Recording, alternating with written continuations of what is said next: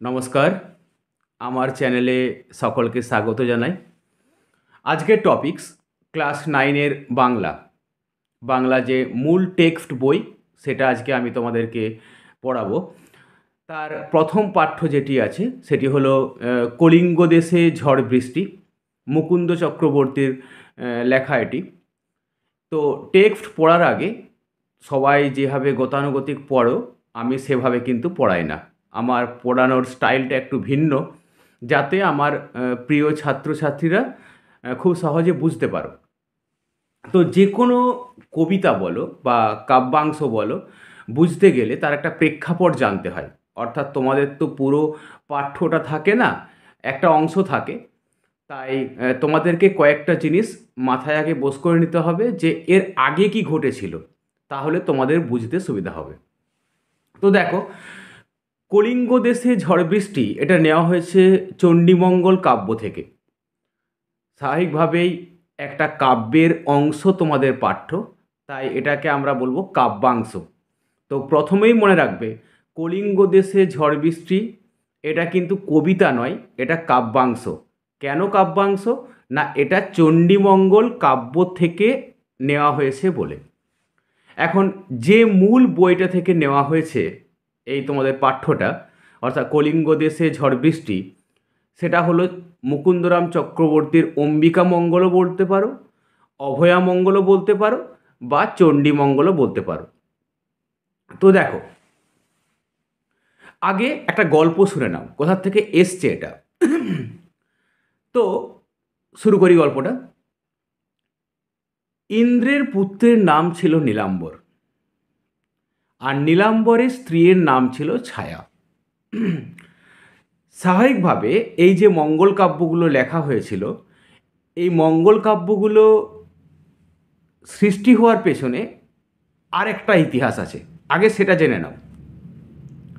সেই ইতিহাসটা হলো, দেবদেবীরা মূলত মর্তে পূজা প্রচারের উদ্দেশ্যে যে কাণ্ডগুলো করেছিল, সেই কাণ্ডগুলোই হচ্ছে মঙ্গলকাব্য।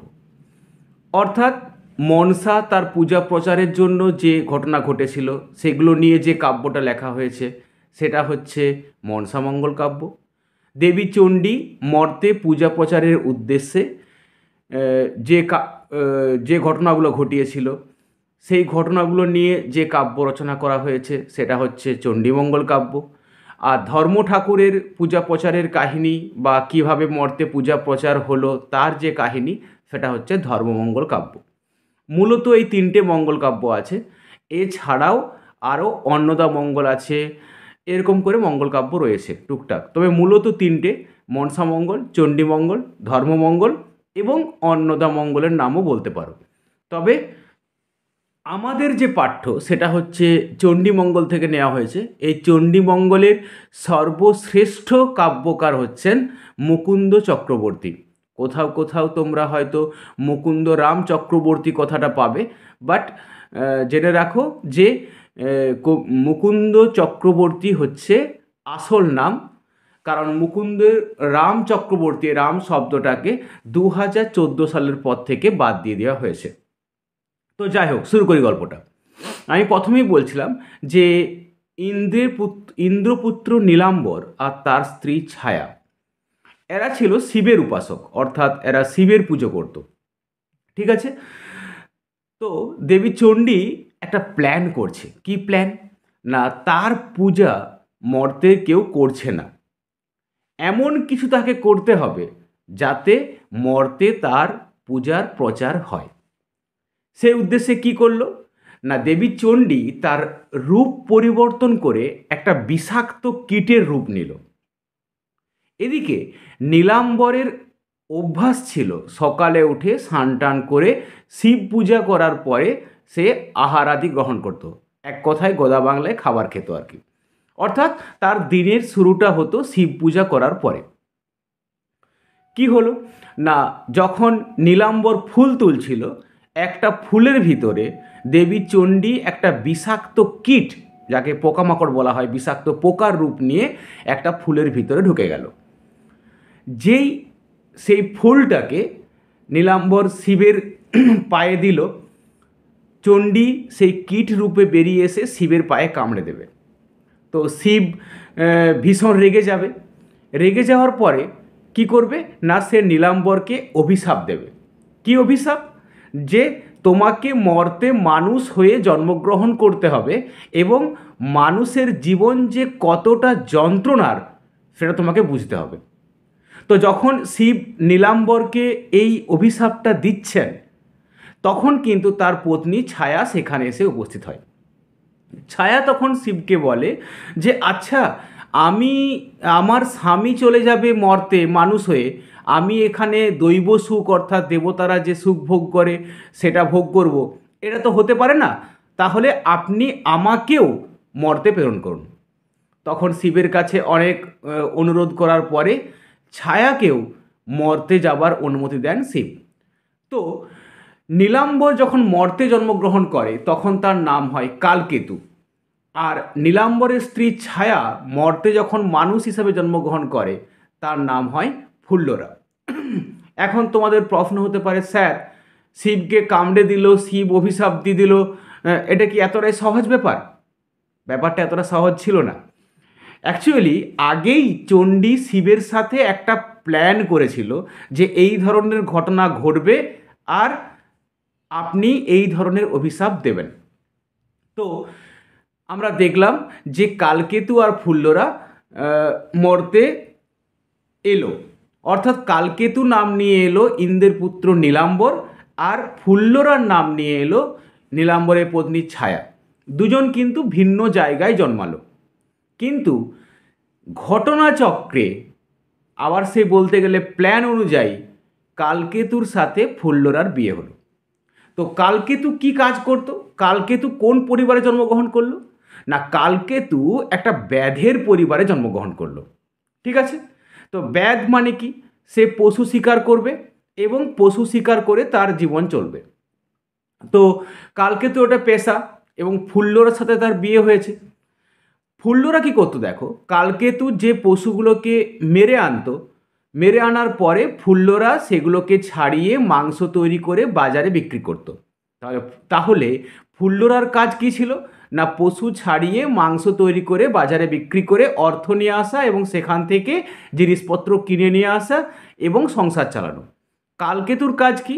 সকাল থেকে বেরিয়ে পশু হত্যা করে সেই পশুটাকে বাড়ি নিয়ে আসা।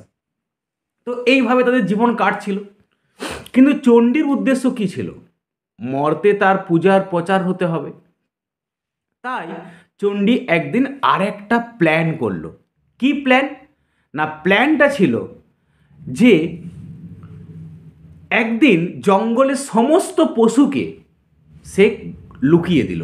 বলল জঙ্গলে কোনো পশু আর তার থাকবে না, সবকে চণ্ডী লুকিয়ে দিল।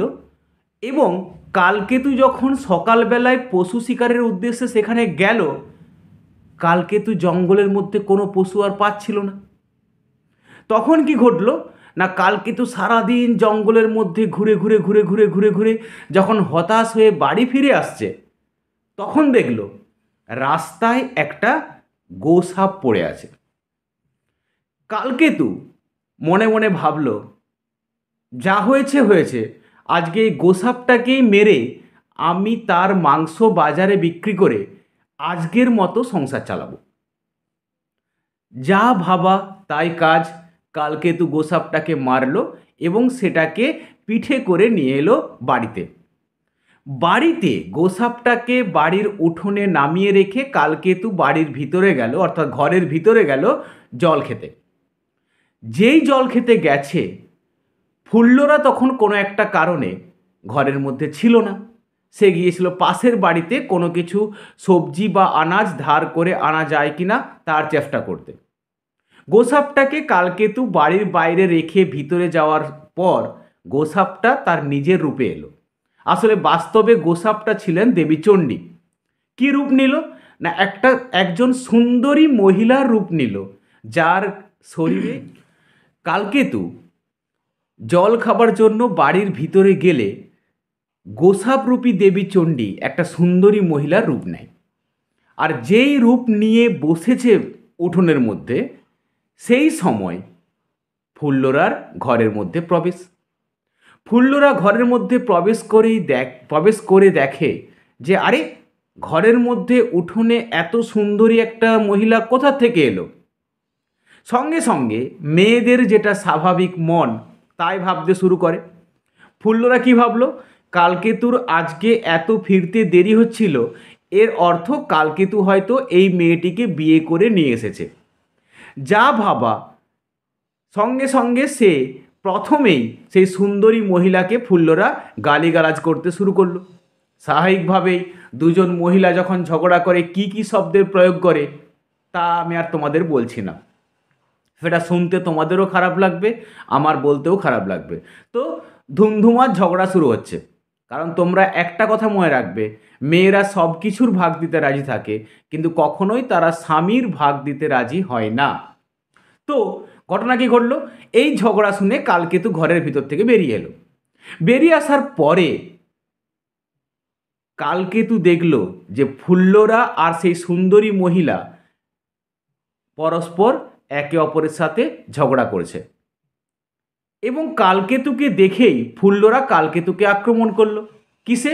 বাক্যবাণে, অর্থাৎ কথা দিয়ে। কথা মানে কি? নিশ্চয়ই মিষ্টি করে বলবে না, এরকম তো আর বলবে না, আরে বাবা তুমি আরেকটা বিয়ে করে নিয়ে এসেছো, এসো বসো জল খাও। কি করছে না, কালকেতুকে সে অশ্রাব্য ভাষায় গালিগালাজ করতে শুরু করলো। কালকেতু তো কিছুই বুঝে উঠতে পারছে না। তখন কালকেতু কি করলো, কালকেতু সেই মহিলাকে জিজ্ঞাসা করলো আপনি কে। তখন সেই মহিলা বলল আমার নাম দেবী চণ্ডী, আমি মর্তে পূজা প্রচারে করতে এসেছি। তো তোমরা যদি আমার পূজা করো তাহলে তোমাদের কি হবে না, যে কষ্ট তোমরা ভোগ করছো, যে কষ্টের মধ্যে তোমরা আছো, এই সমস্ত কষ্ট তোমাদের চলে যাবে, আর তোমাদের জীবনে কখনো কোনো অশান্তি বলে থাকবে না, তোমরা সুখে রাজত্ব করতে পারবে। তো কালকেতু বলল আমার তো কিছুই নেই, তাহলে আমি কি করব। তখন বলল তোমাদের কাজ হচ্ছে আজ থেকে আমার উপাসনা করা, অর্থাৎ দেবী চণ্ডীর উপাসনা করা। তোমরা আমার নাম করে যাও এবং মর্তে আমার পূজার প্রচার করো, তুমি ঠিক অনেক উন্নতি লাভ করবে। হলোও তাই। কালকেতুকে কি করা হলো না, কালকেতুকে গুজরাট নগরের রাজা করে দেওয়া হলো। এবং একটা জায়গার রাজা তো করে দেওয়া হলো, কিন্তু সেখানে কোনো প্রজা নেই। অর্থাৎ গুজরাটের রাজা হলেন কালকেতু চণ্ডীর কৃপায়, কিন্তু গুজরাট নগরে কোনো প্রজা ছিল না। তাহলে রাজা তো হলো, আগে প্রজা থাকলে তবে না রাজার ভ্যালু বা মূল্য। তখন কোনো একটা কারণে কিছু প্রজা সেখানে গিয়ে উপস্থিত হলো গুজরাটে। এবং গুজরাট নগর পতনের পরে ঘটনা কি ঘটল, গুজরাট নগর পতনের পরে অর্থাৎ স্থাপিত হওয়ার পরে উড়িষ্যার রাজার সাথে কালকেতুর একটা দ্বন্দ্ব সৃষ্টি হলো, এবং উড়িষ্যার রাজা কালকেতুর গুজরাটকে আক্রমণ করলো।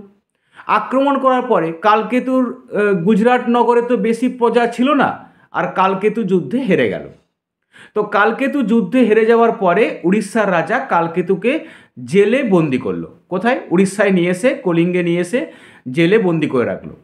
আর যেই জেলে বন্দি করলো, জেলের ভিতরে বসে কালকেতু দেবী চণ্ডীর নাম করতে থাকলেন, এবং ফুল্লরাও দেবী চণ্ডীর পুজো করতে থাকলেন।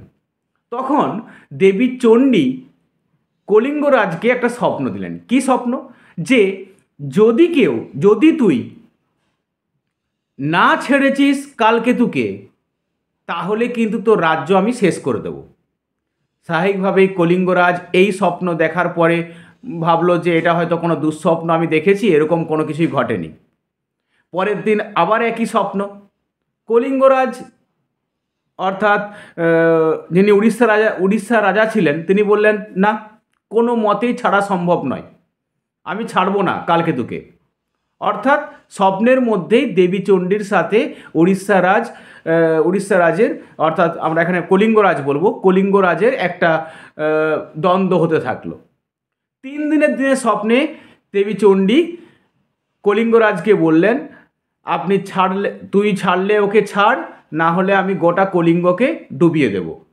কলিঙ্গরাজ নিজের জেদ বলো, নিজের জেদে অটল রইলেন এবং দেবী চণ্ডী যখন তার স্বপ্ন কলিঙ্গরাজ শুনলেন না, তখন তাদের তার রাজ্যের বিরুদ্ধে এবং তার বিরুদ্ধে একটা যুদ্ধ ঘোষণা করলেন।